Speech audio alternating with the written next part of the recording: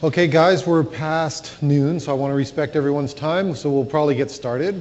Thanks for everyone for taking your lunch hour and sharing with us. To talk about electric cars. I'd like to welcome Brennan James to the Ritchie Brothers to speak today from Metro Vancouver. I'll turn it over to you. Hi, everybody. Thank you for joining us this afternoon. I won't take up too much of your time, but I have quite a lot of information to barrage you with, so I will try to take it slowly. There are some acronyms, and occasionally my lovely South African accent gets caught up in the mix. So if you don't understand what I'm saying, please put up your hand or throw something at me, because my pronunciation of certain things gets confusing. So I work for Metro Vancouver in the Air Quality and Climate Change Division, and light-duty transportation is part of our focus, especially on the climate change side. And together with Brooke Atkinson, that you might have seen her face on some of the posters that Chris posted around town, we run a campaign called eMotive, and that is the electric vehicle experience. So we do about 60 events in a year, and this year we're sort of set to talk to about 10,000 people individually at different community events and outreach sessions and public events. So that's what we do for our day job. We get to talk about electric mobility. So I will just begin by saying, until recently, the public perception of electric vehicles has been somewhat limited. The electric vehicle movement kind of started in 2010, and it's gained momentum significantly to present day. But many people think of electric vehicles, or used to think of electric vehicles as being sort of little ride-alongs, or maybe the WestJet Volkswagen that kind of putters around YVR. We have a couple of electric golf carts in our parks division, and obviously there are definitely some smaller vehicles that are electrically focused. So what we're trying to do is communicate that there are actually many, very successful companies throughout the world, auto manufacturers, that are creating electric vehicles that are on our roads, whether they are battery electric vehicles or what they call plug-in hybrid electric vehicles. So just as a little bit of a testimonial, I would like to introduce you to Chris, and many of you know him, and he is an electric vehicle owner, which we're very proud of. So. Hi. Yeah, everyone, thank you. I just recently bought an electric car, and so I'm very excited about everything. I bought it for two reasons. I'll tell you why. One is our Honda Odyssey minivan, a 2008 model, was just over 135,000 kilometers. So I was up for about a $4,000 repair. Plus, I was driving it to and from work, 50 kilometers from North Vancouver, back and forth, and I felt ridiculous in an 8-passenger vehicle for just my one little body, right? That's why. So I started to do research, and I bought the 2017 Chevrolet Bolt EV, which for me was the best option right now. It's got the longest range. It's a platform that was built specifically as an electric vehicle. Really good performance and everything else. So I've had it 3 months. I parked it out front. We set aside a couple of spots out front, so if you guys want to go look at some of the cars, I know they've brought your Kia Soul EV here, and the Bolt is out there as well. Anyway, it's been great. So just this is the quick math on it. So it's a 60 kilowatt hour battery, and I'm averaging 14.8 kilowatt hours per 100 kilometers. And in British Columbia, you charge 10 cents per kilowatt hour. So if you do the math there, I can go for about $1.50, I can go 100 kilometers, okay? And in my minivan, it's about 100 kilometers was 15 liters. So do your 15 liters per 100K at $1.30, it's worth about $20 an hour. So it takes $20 an hour to drive a minivan around, or $1.50 to go in your Chevy Bolt. Okay, so that's, sorry to take up so much time, just really excited again. Thanks guys for coming. Thanks. And we're involved with the Vancouver Electric Vehicle Association, which is an organization that has about 350 very passionate members, just like Chris, who are absolutely besotted with their new electric vehicles. So let me sort of digress a little bit and go back to my acronyms. So what we primarily focus on are either battery electric vehicles, which have a range of about 100 kilometers all the way up to in excess of 450 to 500 kilometers with some of the very larger battery sizes. So everybody has heard of this fantastic brand called Tesla. It's a premium luxury brand, and they have a number of beautiful cars, and they're also very expensive cars. And Tesla is now stamped to create 500,000 different battery electric vehicles that are due to come into the market in the next couple of years, and that is the Tesla Model 3. So they're doing big things in the EV world. But that's not to say that the other EVs are being left behind. They're all increasing their battery sizes and having an increase of range and features to make them more competitive within the North American and worldwide market. So here we have an example of our little Nissan Leaf. Many people know that. It's actually one of the best sellers in our region. And typically those get anywhere from about 150 kilometers to 180 kilometers.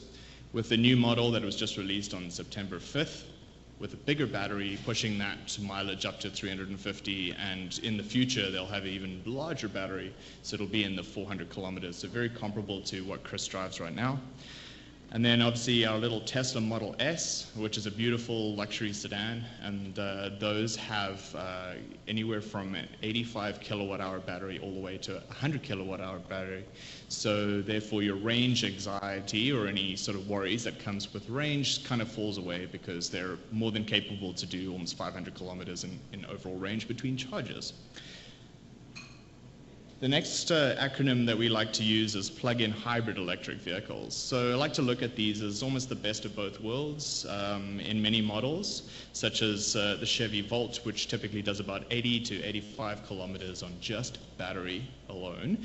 And once that battery is depleted, there's a seamless transition to your hybrid motor, which is, very efficient and gives you great fuel consumption. So in that aspect, you can do the majority of your lower mainland commuting in that car solely on electric, and then move to gasoline mode if you want to go a bit further afield, like Kelowna or Kamloops of that sort. There are other models that are available on the market that have adopted this drivetrain, and many manufacturers have gone this way, all with varying degrees of electric range. So anything from 50 down all the way down to 19 kilometers in electric range, which many of you are like, why? Why would they just do that? And the reason being, actually, if you have a look on the back reverse part of that page there, you'll see our little Mini Cooper that got released this year. Some of the vehicles with the shorter range have two purposes. One is either a compliance factor in certain markets worldwide, so to comply with certain standards that have been implemented federally that require auto manufacturers to produce a certain number of clean energy vehicles that allows them to sell their other cars.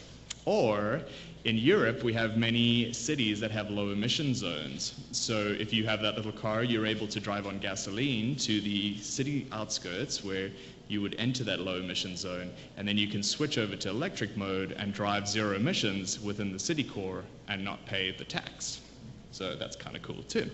So they all have their purposes, and they're awesome cars to drive. So currently we have about 32 different models of clean energy vehicles on the Canadian market.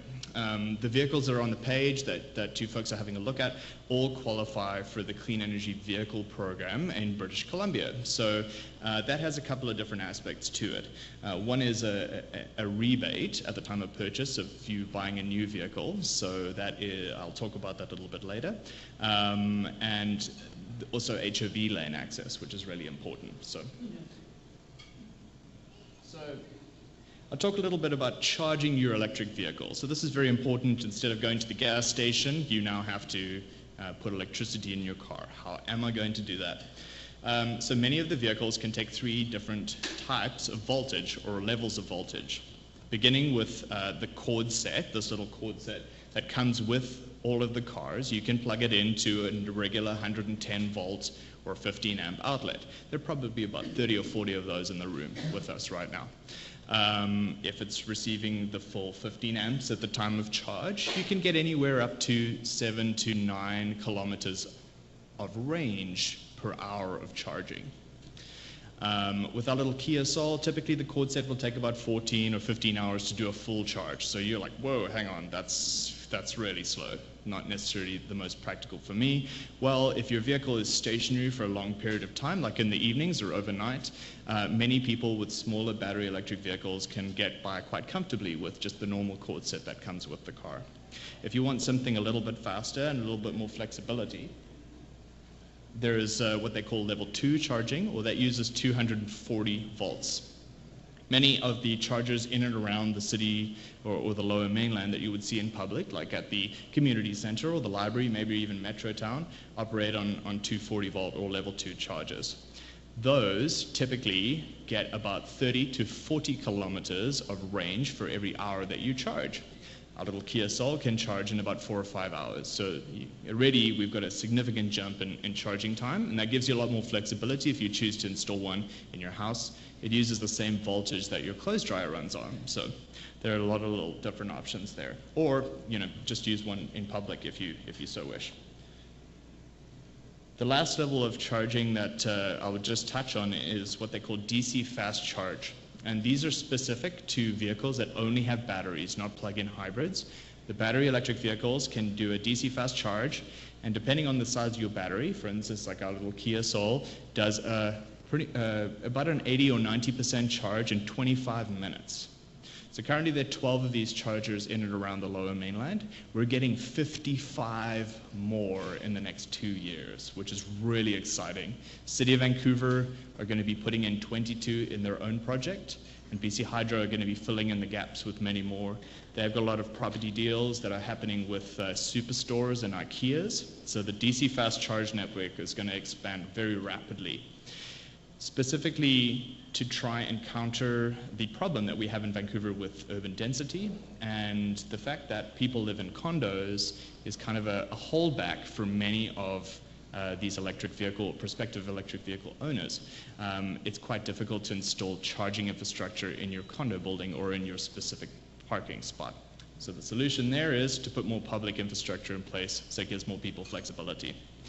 So Chris's car, bigger battery, it would take about 45 minutes to do an effective charge on his vehicle. These are also great when they're positioned at strategic places on highways up into Kamloops or maybe Squamish and Whistler and down to Bellingham. It allows people to go a lot further, a lot easier. So we've just recently had another one installed in Whistler at the convention center, and that's been great. So you can get a full charge and then come straight back if you so wish.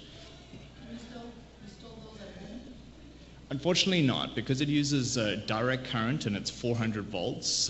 It's significantly more kilowatt or amperage that you would ever get in your home panel. The units themselves vary from about $30,000 to $50,000 in price. With all our curbside remodeling and all our municipal public works things that we would do to install them, it would be in about $100,000 range. Okay, yeah, sure. So the question was, would we be able to install like a level 3 charger at home? So yes, typically there's a cost factor there, and also the voltage and power required would exceed those available in a single family home. Okay. So how do I find a public charger? If I am out and about and I need to charge, what do I do? So all of the cars come with a GPS navigation system that does that for you if you want to do it in car, or you can use an open source app or website called PlugShare.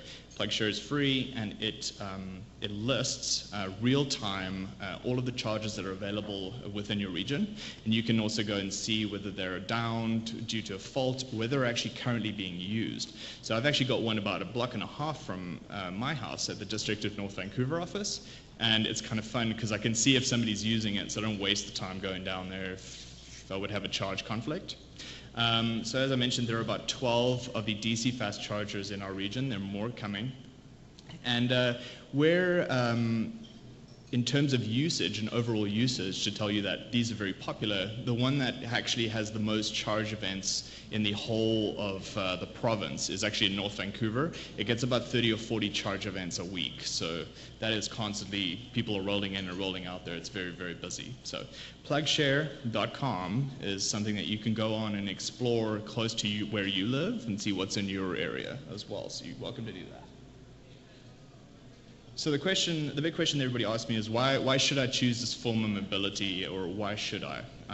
So obviously there is an environmental impact for our mobility. We need to talk a little bit about the GHG reductions within our region, and that's kind of what our air quality division focuses on, and that's why we talk about electric mobility within our transportation file.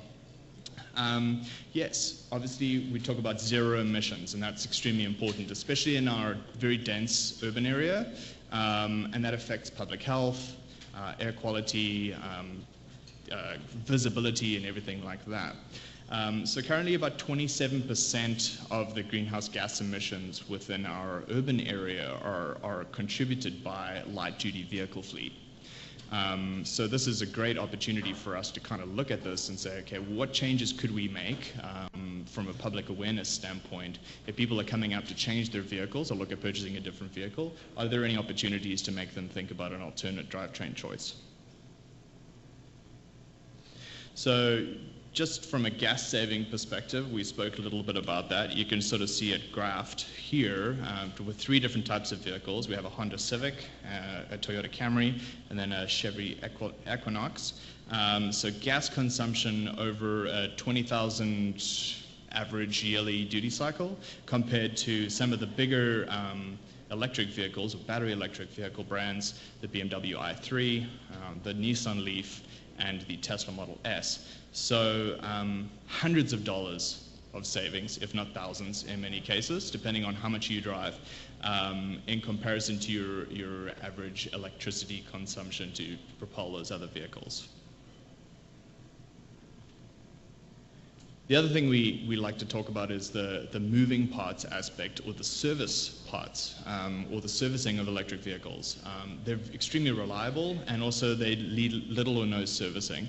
Typically, you would do your oil changes with an average internal combustion vehicle every 5,000 to 8,000 kilometers, depending on the model. Well, there's none of that with electric vehicles. Pretty much these service intervals are being extended to every 2 years or 25,000 kilometers. And at that stage, you would take the vehicle into the dealership, and they would do some battery diagnostics on it and replace some of the coolant fluids and maybe top up your brake fluid and just check your systems. And then you're sort of on your way. So if you think about all of the moving parts that would be associated with an internal combustion engine, rings, pistons, crankshaft, camshaft, all of those things are sort of non-existent in an electric vehicle. The cool thing I'd like to think is, I don't know if you have a car, if you've ever looked through your service manual, it has a number of pages at various kilometer intervals where you would go off and the mechanic would tick all the things that he has done for this interval service. Well, the electric vehicle has a lot of white pages. There's little or no things for them to do. So that's very interesting from that standpoint. Huge cost saving. For people that live in outlying areas in our region, the HOV lane access is available for any one of the vehicles that are on this handout. So whether you drive a battery electric vehicle or a plug-in hybrid, you can get an HOV decal, register for the program. It's actually free, and you can use the HOV lane with just one person in the car. So that, in many cases, saves quite a lot of commuting time, especially if you're in sort of that Surrey or Langley to Vancouver haul. It makes quite a big difference, for sure. Just to touch on incentive programs that we have currently in the province, I did talk a little bit about the Clean Energy Vehicle Program. So currently, there is $5,000 available if you purchase a new battery electric vehicle, and $2,500 for plug-in hybrid electric vehicles. I would mention that there's a cap or a threshold of purchase price, so anything above $77,000 in purchase price does not qualify. So any of the Teslas, sorry guys, I know you're all running out to buy Teslas, but yeah, they're not able to get the incentive. The other thing I will mention is the Scrap It program in BC. If you have a very old car that's it's time to get rid of, excuse me, you're able to take it and register for the Scrap It program that is specific to electric vehicles. And this is kind of tiered throughout the year. Currently, funds are fully committed with Scrap It, but in the new year, they will be released again.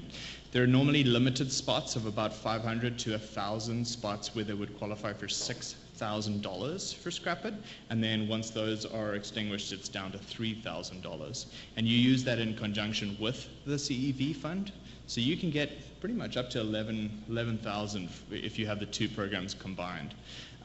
With the recent change in provincial government, we're hoping that there's going to be some increase in the program funds, hopefully to match Ontario and Quebec. Currently in Ontario, you can get about 14,000 if you are purchasing a Bolt EV, which is, that's a chunk of change. So really hoping they're going to up that, which would be great. Just to let you know, if you're scrapping your older vehicle, there are no sort of questions asked. They will give you your $6,000, even if you have an old, 99 Tercel that is barely running. But the stipulation is that it has to be running. You have to drive it to the yard, and it has to be registered for a minimum of 6 months in your name. So, Chris, sorry you can't run out and buy that old Ford. You have to have it sitting in your garage registered for a while. So just to give you a little bit perspective on the increase in sales in electric vehicles, this is kind of an old graph, but it makes the point here. We've got a significant increase in uptake of electric vehicles within our region. So the green line there is to show you the curve of electric, and the blue is plug-in hybrid vehicles. There's also been a significant increase in the last year with the used market. So you can actually pick up a really nice Nissan Leaf with extremely low kilometers for about half the price of what the new one costs in Vancouver. And there are some dealerships in the Lower Mainland that are selling about 30 cars a month, 30 to 35. So there are lots of people buying these because they're cheap and they're very cheap to run. So they're great commuter cars. So just to sort of recap on sort of where it's going, there are a couple of great statements that have happened recently, and I compel you to maybe go online and research them. YouTube, there's a video done by Professor Tony Siebert, and he talks a lot about market disruptions. And we've seen a lot of different types of disruptions as time has gone out. You know, you talk about CDs and DVDs, and if you look on cell phones to like landline technology, I mean, the list is kind of endless. But this is really big because the auto manufacturing industry or just cars in general, has become ingrained in who we are. I talk to many people that are very sentimental about the time that they spent servicing their dad's old Camaro in the driveway, and those sort of sentimental times in their childhood or lives that they've spent working on cars, or maybe they gave birth to their child in the back of their Chevy Cobalt or something like that, you know. So whether we like it or not, vehicles in a general sense have become kind of part of who we are and how we get around, so they're pretty important.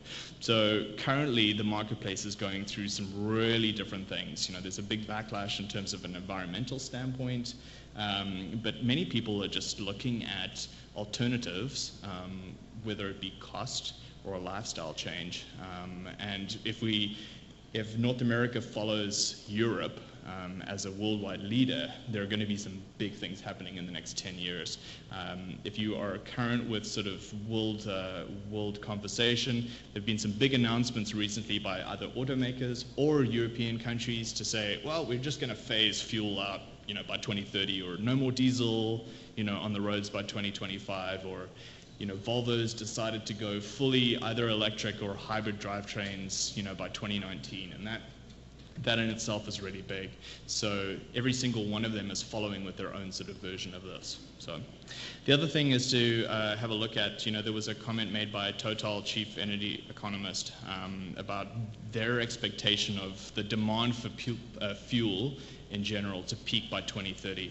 And EVs projected to make up to 15 to 30% of new vehicle sales. And that is pretty much where it's projected to go within this region as well. Even though we have really small uptake right now of electric vehicles within the province, the projection is, you know, having almost 300,000 vehicles on the road by 2030, which is pretty significant. In fact, by 2020, they're expected to have 125 different models available, whether they're plug-in hybrids or battery electric vehicles that will be available on the market worldwide. So you can't really see the detail on that, but they're pretty much every auto manufacturer that you could possibly think of is on there, especially some startups like Lucid and Faraday Future. A couple of those are really ahead of the curve, but this is really positive. You know, these are plans, these are sort of sketches and models that are coming. So we did a quick survey at the end of the Vancouver International Auto Show this year. eMotive participated over a 5-day period, and we did test drives. And if you are at the auto show next year, I'd recommend coming down to our booth. We did about 1,600 test drives over 5 days. We had a fleet of about 12 electric vehicles, which people could drive. And the perception after the test drive experience was really positive. Definitely, there were many people that were considering a purchase in the near future. And the takeaway was, my perception is much more positive of electric vehicles after I've driven them. And that's one of the big things about the eMotive campaign that we're trying to change going forward, is actually getting people in cars.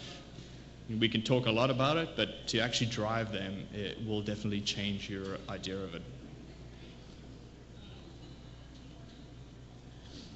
So just again with the projection, we've got sort of 2015 numbers from ICBC. I'm still waiting for the new ones, but right now we've had a significant uptick with the registrations of electric vehicles within the province. Currently there are about 6,500 electric vehicles on the road in BC, and that's growing all the time. So just a couple of websites. I can stay here for a little bit. A couple of websites that you might want to do some research on. Our eMotive BC campaign, which is pretty cool. We also work in conjunction with Plug-in BC, which is has a whole host of electric vehicle information, as well about incentive programs. If you live in a condo, we can absolutely help you with more information about how you can work with your strata council to get electric vehicle charging integrated into your building. And we also have an online resource called evcondo.ca, which has case studies and very interesting info, sort of first to last steps of getting your case together, doing electrical assessments and so forth. I did mention the Electric Vehicle Association earlier, so that is a 350-member organization. There's actually a meeting tonight in Metro Vancouver. But we do advocacy within the region. We actually have our own electric vehicle event that we do a lot of test drives in July, which is called Electrofest. But pretty much it's become a little bit of a support network for new EV owners or people that are interested in getting into an electric vehicle. They will come pick you up and take you for a drive in their car and tell you a little bit how it fits into their life. So that's kind of a grassroots effort to get more people interested in the technology. Cool. Great, so I'll just open it to questions. I have a couple of more slides that we can use during question period, because I kind of know what many people will ask, but go for it. There is a microphone that we can pass around. Brooke, would you help with the mic? Thank you. Yeah, guys, if you're asking a question, just make sure I mic it so I can pick it up for the recording. Cool. Thanks. Yeah. I want to see those hands. Go for it. Go for it. I have two questions. You mentioned insurance. Do they give you a break too? Unfortunately, well, no. So ICBC insurance rates are exactly the same for an electric vehicle versus an internal combustion engine vehicle. So no change there. Where the different insurance rate comes in is if you have a premium luxury vehicle that exceeds a certain threshold in cost, there are additional rates for those. And I think that you have to get a portion of that insured through a third-party insurer. Yeah. But no difference. Okay, and the second question is, when you charge, can you do like not full charges, or can you plug, unplug, plug, unplug kind of thing? Yes. So the beauty of the lithium ion or the lithium polymer batteries that these vehicles use is that they don't have what they call a battery storage issue or a battery memory. So many people sort of think of lithium ion batteries as my my iPhone, and they get panicky because really I can't get through a full day without having to charge my phone. It's not like that with your car. So you don't adversely affect the battery. Even if you charge for an hour and it's not full and you can unplug it, you can do that as many times as you want. With some of the older vehicles, like first generation electric vehicles, they sometimes had what they call battery degradation, or a reduction in capacity, if you were doing frequent fast chargers. And that was specifically related to how hot the battery got when you were forcing that energy into it.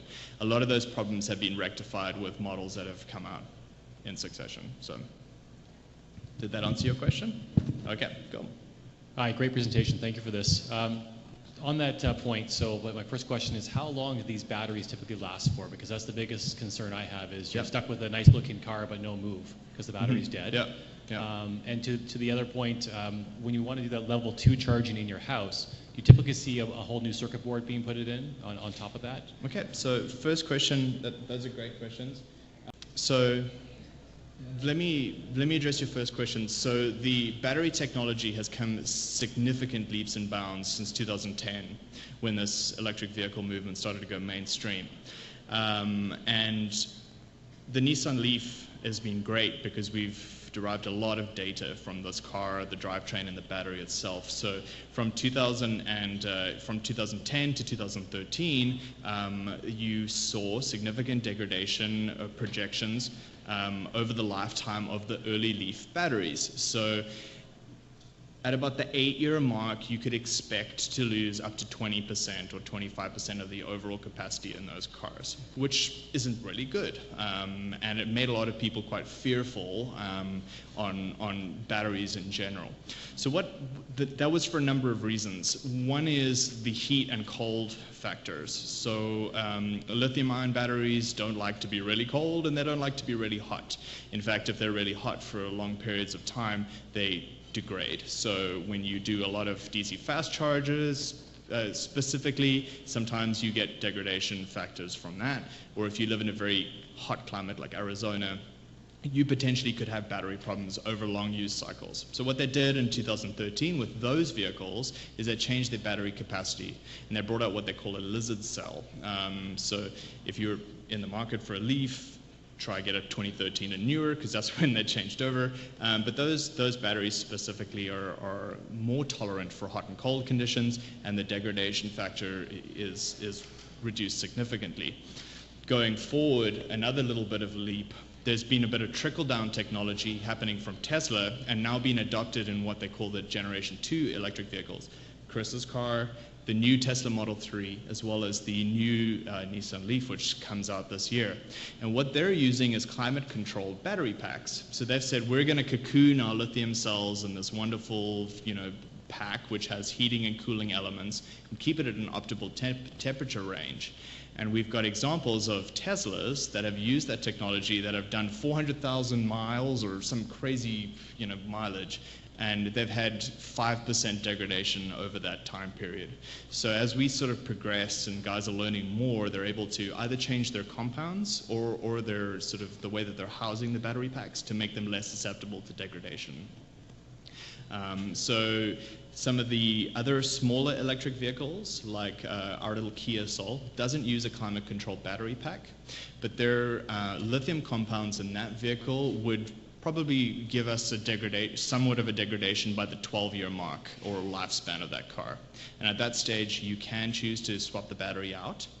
The lithium-ion cell price is coming down every single month. The more we produce, the less they cost. But the current day battery replacement, this year for that vehicle out of warranty will be about $6,000. Yeah, to give you a perspective. So then your second question just about level 2 charging at home. So obviously all of our single family homes are different, or our condos, and they have different panel capacities, typically 100 or 200 amp service. So without seeing your panel, I wouldn't be able to say that. But typically 220 is the dryer voltage that would just bridge two breakers, 210 volt breakers, to give a 40 amp or 30 amp service. And then the cost there would be like how far your panel is from your parking spot, and then also the price of your equipment that you buy to charge. So those, we have an example just outside there, but those vary from $400 for the real bare bones charger that you can buy in Costco and Bellingham, or you can get ones that are like $2,000 that have LTE connectivity, so it pings you when you're in bed to let you know that the car is full, or something of that sort. So I would recommend getting an electrical assessment just to give you a good idea about the costs involved. Yeah, cool. Sorry, I ramble. It's a lot. Hello. Oh, there we go. Thanks. So for the government charging stations you showed on the map there, Yeah. So what do you think is going to happen to those when the government realizes it's losing gas tax and paying for people's electricity? Yeah. So will they start selling the electricity to us, or is it a private infrastructure will take it over, or what do you think about that? So the business case with electric vehicle infrastructure is pretty much non-existent within this region. On a municipal level, they are able to legally resell electricity, but not do any markup on it. Sorry, let me digress. The BC Utilities Commission doesn't allow you to resell energy at a markup, or resell energy if you're a private entity. Municipalities can, but they're not able to mark it up. So what they can do is charge a tariff, but that would be specifically return on cost or recuperation of the infrastructure. Which is great because that sort of regulates it, and that's really important. You don't want to get people coming in and charging huge premiums for the resale of electricity.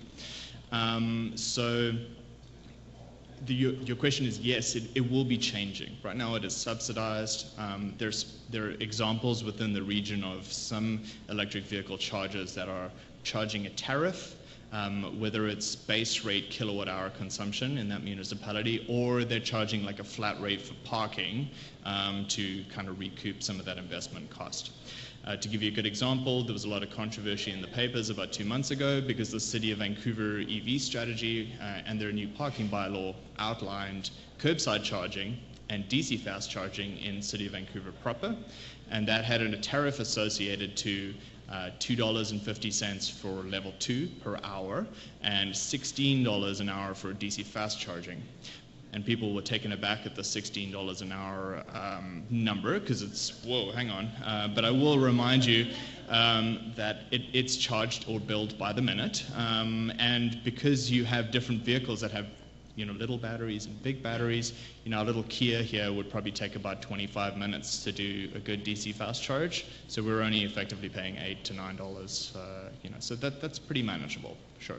I will say though that many EV owners or will do the majority of their charging at home, and a lot of those infrastructural upgrades that we're seeing in public, that's big expansion, is to try and help those that can't have access to charging at their place of residence or work, for instance. Yeah. Cool. No. Yeah, that makes sense. It's also, if I might say, it's interesting on your slide there about how there's no moving parts and the repair costs are so low. Yeah. I was reading that GM, one of the reasons they killed their first electric cars, because, and a lot of people may not know this, but they make about 30% of their profit on service, right?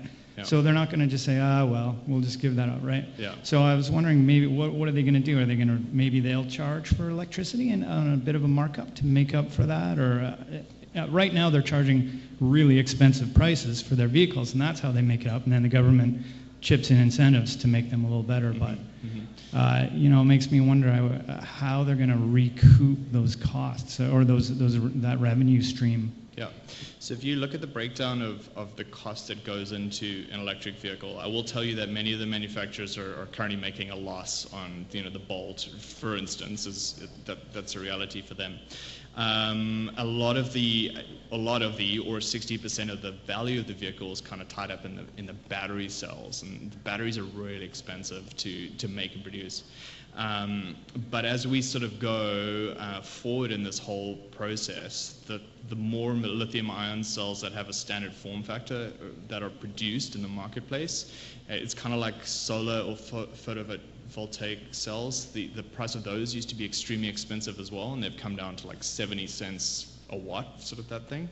The same it is with the lithium-ion cells. We've seen a significant reduction. Actually, I might have a slide here.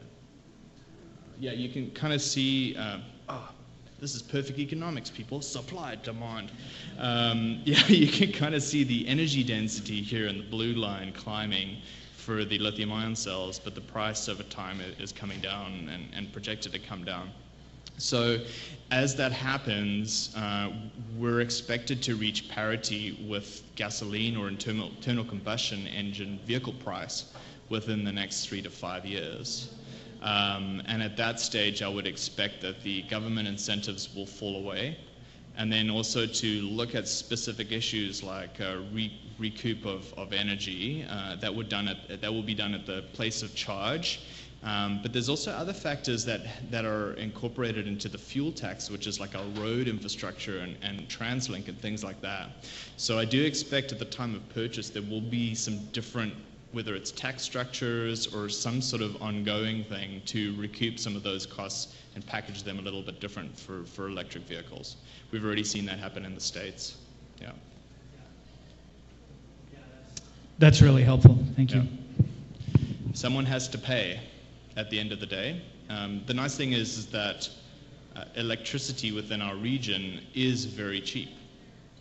And it's, on a whole, very clean, and in many cases, BC Hydro is about 98% renewable in a good year, if they don't do nasty things like buy from Alberta or something like that. But in this region, because it's such a temperate climate, we've got cheap energy, and the way it's sort of set out, this whole concept works very well. Yeah. Cool. Any other questions? Cool, that's great. Thank you very much for joining us. Really appreciate taking out the time and chatting. Chris, do you want to add something about the work aspect? Yeah. Thank you.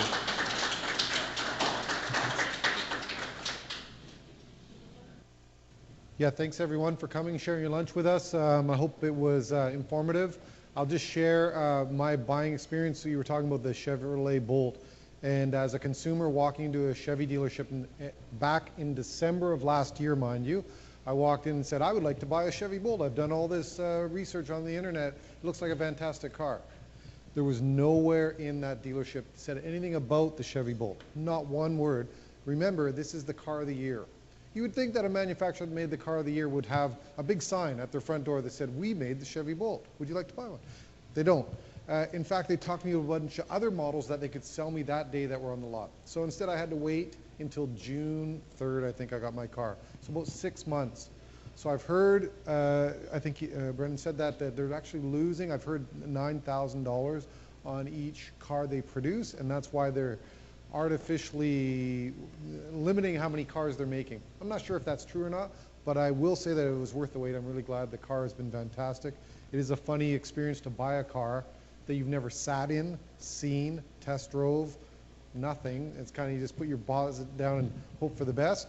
And that's what I did. And it's been great. And happy with the car to this point. So I think we'll wrap it up. Let you have the last 10 minutes of your time. Thanks again, everyone, for showing up, and hope it was informative.